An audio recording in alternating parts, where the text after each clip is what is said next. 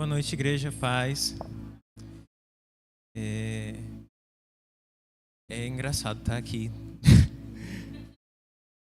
Hoje a palavra que o Senhor fez questão de me usar como instrumento para trazer para a igreja está lá no capítulo 12 de Números.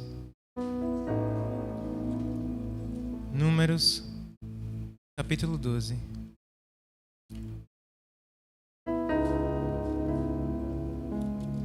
A minha versão é um pouquinho diferente, mas atente-se ao que a palavra quer dizer. É a mesma mensagem e no final é isso que importa. Números, capítulo 12. Amém? Moisés havia casado com uma mulher da Etiópia, e Miriam e Arão começaram a criticá-lo por causa disso. Eles disseram: será que o Senhor tem falado somente por meio de Moisés?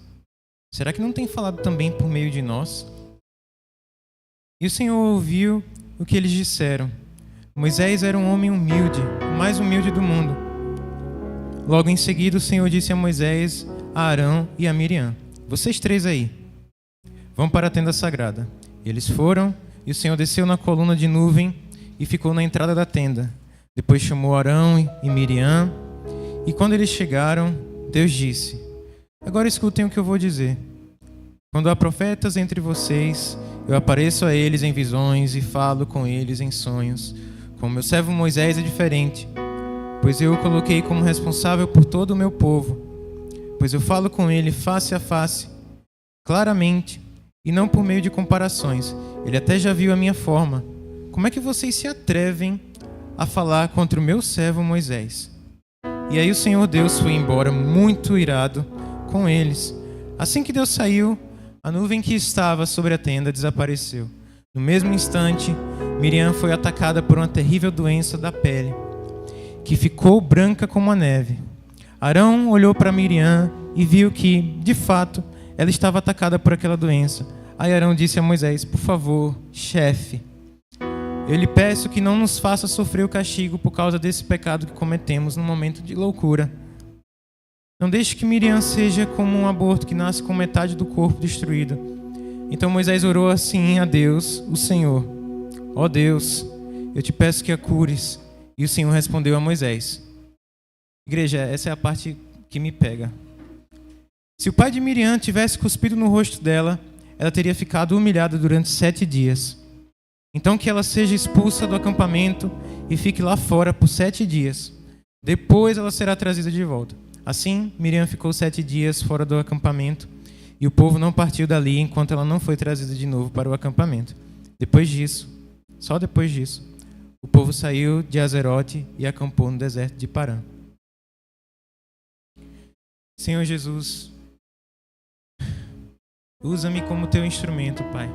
E um instrumento afinado que seja tão somente para trazer o que a tua palavra tem aqui para a tua igreja. Que no nome de Jesus venha ser como a tua palavra tem esse propósito, para edificar os nossos corações, para que venhamos estar cada vez mais fortes espiritualmente diante da tua presença. Assim eu oro, desde já eu te agradeço. Obrigado, Jesus. Amém. Pode sentar, gente.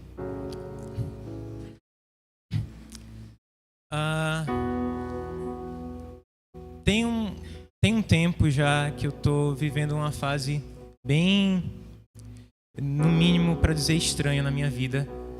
E eu esses dias até conversei com o nosso pastor, meu pai, que eu fiz até uma comparação. Sabe quando Pedro falou: Jesus, é você mesmo aí fora do barco? Jesus andando sobre as águas, né? E ele falou: sou eu, você quer vir? Venha. E Pedro falou: beleza, eu vou. E eu me senti num momento desses de ousadia. Eu vi, para mim, era Cristo chamando, e eu tenho certeza disso. Eu tenho certeza porque hoje eu fui tratado. Na hora eu não entendi. Na hora que veio a tempestade, como aconteceu com Pedro. E veio essa vontade, eu disse: beleza, vou. Pisei na água, eu falei: caramba, estou andando sobre as águas. Estou vivendo uma coisa nova. E, assim como Pedro, no primeiro sopro, e assim, A minha queda não foi descrença, a minha queda não foi... sei lá, tem muito jeito assim de a gente se desviar da presença de Deus. Mas por que eu não trouxe essa passagem de Pedro e trouxe essa de Números? Porque em todo o êxodo ali, em toda a passagem do povo de Deus indo para a Terra Prometida, a gente vê uma coisa muito presente no povo de Israel: reclamações. E essa foi minha tempestade. Diante de uma coisa que eu vi dar errado, a minha boca não parou. Diante de Deus, reclamei do que Ele tinha para mim. Por que eu fui para essa água se no final ia me afundar? Reclamei por quê? Por quê? Eu podia ficar muito bem no meu barco, ia estar tudo certo. E trazendo o paralelo para Moisés, eu vendo outras pessoas que tiveram a mesma ousadia. Às vezes a gente vai até no Instagram e vê tanta gente: eu fui, tive certa vontade e deu tudo certo. E eu fiquei: poxa, fulano teve, eu não tive. Eu tive a vontade, mas não deu certo. E é tão engraçado isso, né? Usando o DNA do nosso pastor, eu percebi que todos os missionários fazem isso. Eu decidi entrar na moda. Definição da palavra reclamação: ação ou efeito de contradizer, impugnar, opor-se por meio de palavras ou protesto. Nesse caso de Miriam e Arão é bem engraçado, porque eram irmãos de Moisés e os dois se juntaram para nas costas de Moisés estar ali falando: Deus só está falando com ele, né? Por que com a gente não? Ele está só com a parte boa. Ninguém olha para Moisés tendo que segurar a mão por mais de 2 horas, né, por causa de um exército. Ninguém olha para Moisés tendo que falar com o povo dia após dia. Só olha porque ele está falando com Deus. Enfim, é muito fácil para a gente estar reclamando. E essa é a primeira coisa que me chama a atenção. Eu anotei aqui o seguinte: reclamar é muito fácil. Sempre há uma razão para a gente reclamar. E é aí que está o perigo. É uma tendência.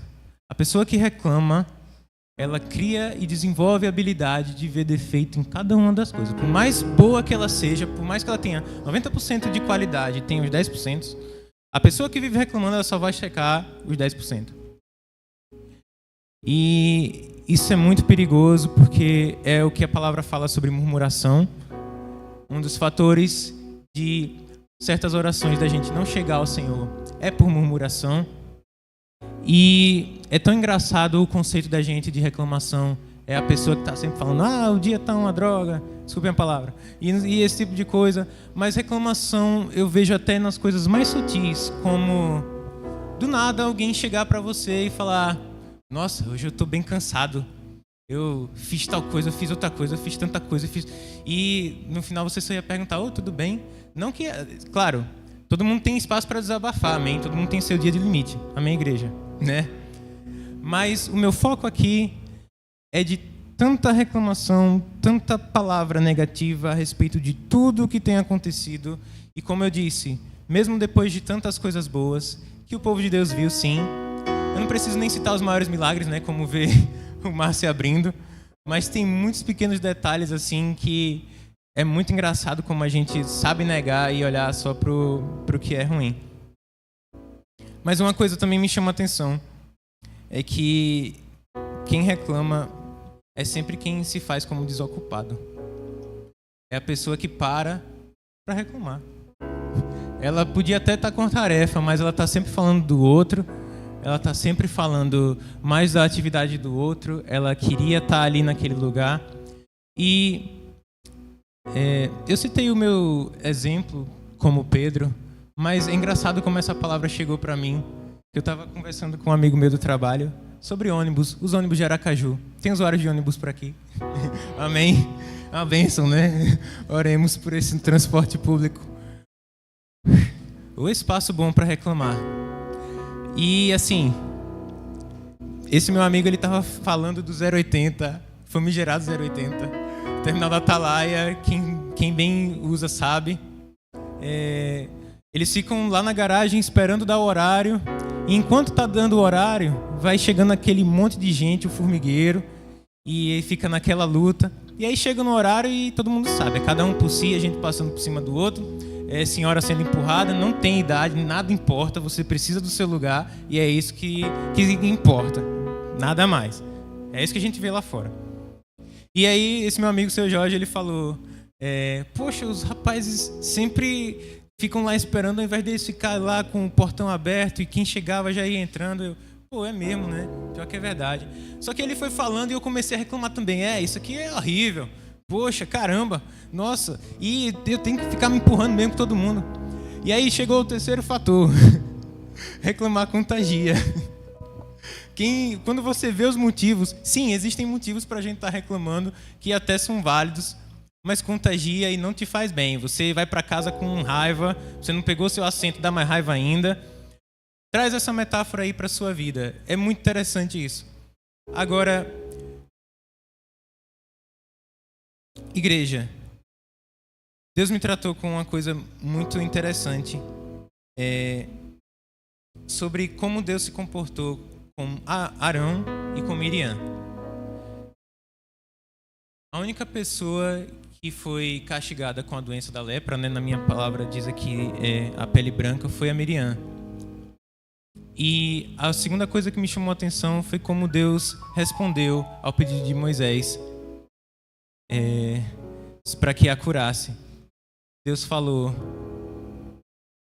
se ela tivesse desobedecido ao pai dela, ele teria cuspido em sua face e teria expulsado por 7 dias.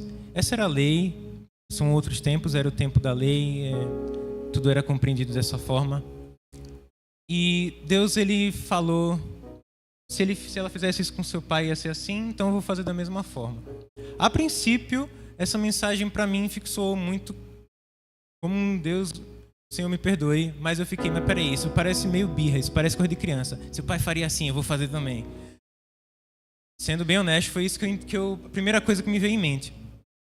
Mas depois, o Espírito Santo, que é aquele que nos esclarece, me fez entender que foi a título de ensinamento. Deus, ele pegou o exemplo, como Jesus sempre fez, né? Jesus sempre usou parábolas. Deus no Antigo Testamento chegou, olha, a lei de vocês não é assim? Para você aprender, para você entender que eu não ensino meu filho a ser mimado, e sim a ser educado diante dos meus caminhos, eu vou fazer a mesma coisa. É duro, é forte, é pesado, vai doer, mas é assim que eu vou fazer. E é interessante porque, trazendo para outra coisa que me chamou a atenção, só Miriam que foi castigada com a doença, Arão não. Por quê? Porque Arão foi quem suplicou a Deus por perdão primeiro. Arão quem chegou para Moisés, a primeira coisa que ele estava reclamando foi sobre o quê? Era só Moisés que falava com Deus. E aí, assim que ele viu a irmã dele doente, ele chegou: Moisés, fala aí com Deus, por favor. Minha irmã está doente. Tô rindo, mas a coisa é séria, não é? Quantas vezes que a gente não reclama diante de uma coisa e lá na frente, depois que vê que dá errado, a gente entende o porquê de que é assim, o porquê que Deus escolheu tal pessoa, o porquê que Deus escolheu tal momento. Igreja, Deus não quer que saiam palavras de tanta maldição da nossa boca, principalmente, especialmente, pelas coisas a que Deus colocou na nossa vida. Definição de reclamação é impugnar e opor-se por meio de palavras ou protesto. Quem sou eu, Gabriel? Olha só que ousadia a minha. Chegar para Deus e falar que tudo que ele fez está errado. Reclamar é, sim, dizer que tal situação está ruim e eu poderia fazer melhor. Reclamar é, sim, apontar o que está errado e dizer seria melhor de tal forma. E é muita ousadia reclamar diante das coisas que Deus colocou para a nossa vida. É muita ousadia a gente ver um servo do Senhor, e eu falo a gente, tá? Traz pro eu lírico da coisa. E a gente criticar e reclamar. Quando se trata dos nossos sonhos, da coisa que a gente tentou tanto e deu errado, o Senhor sabe de todas as coisas, amém? E é muito, muito fácil a gente esquecer do nosso processo, esquecer de que mais importa eu ter tentado e ver que não deu e o Senhor cuida de todas as coisas. É muito fácil, muito, muito fácil esquecer tudo que é bom e só reclamar. Esquecer de que a gente já passou por um mar aberto Esquecer de que a gente já teve fome e o Senhor fez comida cair do céu. Esquecer de que não há necessidade de uma roupa nova, o Senhor fez ela se adaptar ao nosso corpo.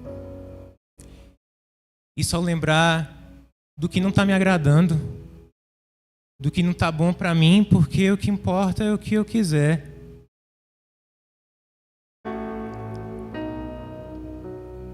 O Senhor falou muito comigo sobre isso. E, nossa, como eu pedi perdão.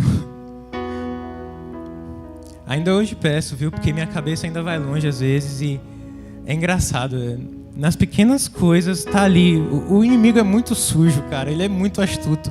Ele pega uma carona numa coisinha assim que ele sabe que vai acender um pavio em você.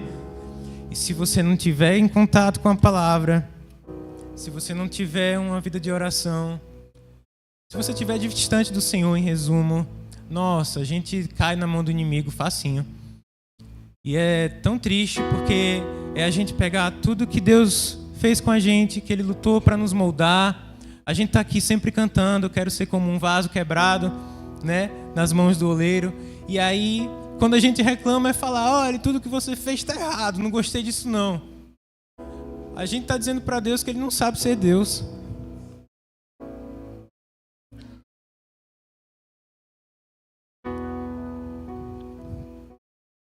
Tem uma palavra lá em 1 Tessalonicenses, no capítulo 5, versículos 16 ao 18, que diz bem assim: estejam sempre alegres, orem sempre, e sejam agradecidos a Deus em todas as ocasiões. Isso é o que Deus quer de vocês por estarem unidos com Cristo Jesus. Tem gente unida com o Senhor Jesus aqui, amém? A minha Bíblia tem... Eu gosto de estudar línguas e tem uma outra parte em inglês sobre a parte do versículo 16. Sejam agradecidos. Está escrito be joyful, né? Seja alegre, pode ser traduzido como alegre, mas a palavra joy em inglês também vem de enjoy, derivado de aproveitar, de usufruir sobre o momento. E eu gosto dessa riqueza de comparação de línguas porque a gente chega num consenso sobre o que o Senhor quer dizer. E é engraçado porque o português, às vezes, ele fica meio para trás, às vezes o inglês também, mas enfim. Quanto mais a gente puder estudar da palavra do Senhor, melhor. Mas o que eu quero enfatizar sobre isso, do enjoy? Ser alegre, quando a palavra diz, não é da gente estar sofrendo e fazer obrigado, Senhor. Não é bem isso, não é de estar... Até porque eu já conheci gente dizendo que não gosta muito de estar perto de gente muito alegre. Eu, pessoalmente, nem acredito que essa pessoa exista. Eu não acredito numa pessoa que acorde e já acorde pulando. Todo mundo tem seu dia de luta. Mas o que a palavra do Senhor está dizendo aqui é que, em meio a tudo, é para a gente saber aproveitar. E mesmo em meio ao sofrimento, a gente saber aproveitar de que é tudo por um aprendizado. E aí nesse momento, sim, que vem o motivo de alegria. É de saber que não é à toa. É de saber que eu estou sendo tratado. É de saber que tem um motivo. É de saber que eu estou errado, que isso dói. E que é para eu crescer em Cristo, no sentido de estar mais perto dele. Isso é crescer. Porque a partir do momento em que a gente reclama, a partir do momento em que a gente esquece de todas essas outras coisas, a gente se distancia do Senhor. E não é isso que Ele quer. Ele quer que a gente seja alegre, sim, a gente aproveite cada um desses momentos. Porque, como diz no versículo 18, sejam agradecidos a Deus em todas as ocasiões. Isso é o que Deus quer de vocês por estarem unidos com Cristo. É o que Ele quer que cada um de nós faça. É como Ele quer que a gente se comporte, que a gente seja grato. Reclamação é ingratidão e essa não é a vontade de Deus. Amém, igreja? Essa é a palavra que o Senhor trouxe para o meu coração. Eu acho que é uma coisa bem cotidiana. Falar sobre reclamação dá para abrir muitas brechas. Como eu disse, tem sempre um motivo para a gente reclamar. Mas também tem um motivo sempre quando a gente olha para Deus para agradecer. Sempre, sempre. É a nossa natureza pecaminosa que faz a gente esquecer, que faz a gente olhar só para o que está ruim, que está dando errado. Mas, poxa, galera, é muito, muito bom quando o Espírito Santo, quando a gente se deixa ser tocado pelo Espírito Santo e vê o que há de bom. e ver que deu errado, porque eu preciso crescer, porque você precisa crescer, porque você precisa ser bênção para outra pessoa. Às vezes simplesmente não é o que Deus quer para a nossa vida e tá tudo bem. A gente tem que entender que a presença dele é que é o mais importante para nós. Entender que ele usa alguém porque ele quer, entender que eu estou na posição que estou porque ele quer. Claro, existe sempre o movimento da gente, existe sempre a hora da gente avançar, a palavra sempre fala disso. Mas o que eu estou falando aqui hoje é sobre a gente saber se controlar nos momentos em que as coisas dão errado. Isso aconteceu com Moisés também, tá? Acho que todo mundo aqui sabe. Mas essa é a nossa luta diária. Essa é a mensagem do Senhor para nós essa noite.